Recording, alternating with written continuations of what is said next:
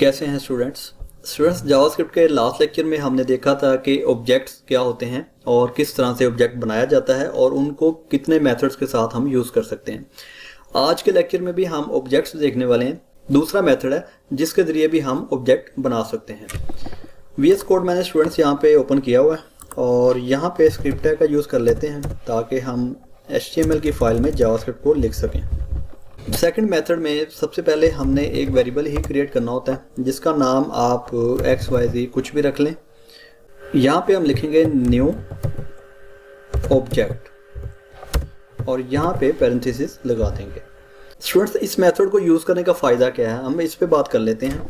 Students, अगर आप चाहते हैं कि आपने एक ऑब्जेक्ट क्रिएट कर लिया XYZ नाम का और इसमें अभी करंट टाइम में आपने वैल्यू ऐड नहीं करनी या कोई भी वैल्यू आपके पास नहीं है, वैल्यूज़ बाद में आनी है, यूज़र की तरफ से आनी है। जो यूज़र आएगा, कोई फॉर्म फिल कर रहा है, जो भी यूज़र वैल्यू फिल करेगा वो आप चाहते हैं कि इस XYZ के अंदर स्टोर हो जब भी आए।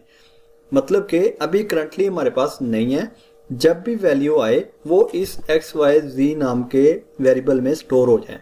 तो इसके लिए हमारे पास आता है ये न्यू ऑब्जेक्ट नाम का वेरिएबल।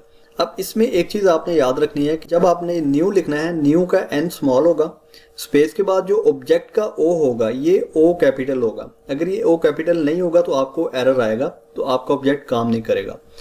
अब हम बात कर लेते हैं कि इस XYZ नाम के ऑब्जेक्ट में वैल्यू कैसे आपने स्टोर करवानी है। जब भी आपने इस ऑब्जेक्ट मेथड के थ्रू वैल्यू स्टोर करवानी है तो आपने पहले इस वेरिएबल का नेम लिखना है। फॉर एग्जाम्पल मैंने लिखा XYZ डॉट, अब यहाँ पे हम लिखेंगे प्रॉपर्टी का नेम। प्रॉपर्टी का नेम क्या है? फॉर एग्जाम्पल नेम लिखा इक्वल टू, यहाँ पे मैं लिख देता हूँ गेट नॉलेज,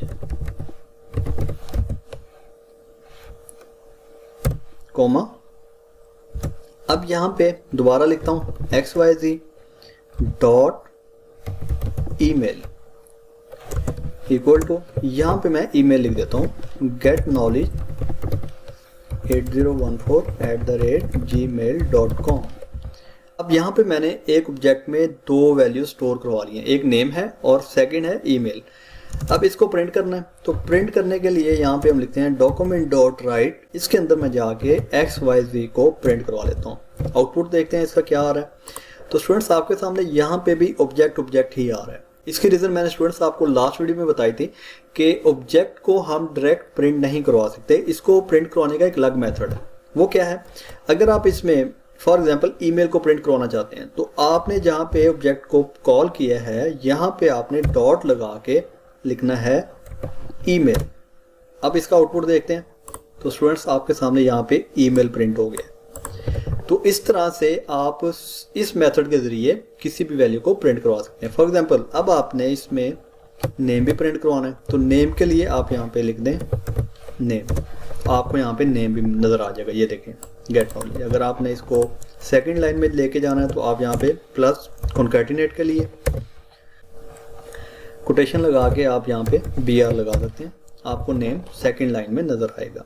स्टूडेंट्स, अगर मैं आपको सिंपल अल्फाज में इस मेथड का यूज़ बताऊं तो वो ये है कि इस मेथड को आपने तभी यूज़ करना है जब अगर आपको पता है कि आपने अभी करंटली इस XYZ नाम के वेरिएबल में या ऑब्जेक्ट में आपने वैल्यू स्टोर नहीं करवानी, बल्कि आने वाले कुछ दिनों में या 2-4 घंटे बाद या यूज़र जब भी आए उसने फॉर्म फिल करना है तो आप चाहते हैं कि उस फॉर्म की वैल्यू जो हो वो इस XYZ नाम के ऑब्जेक्ट में स्टोर हो जाए।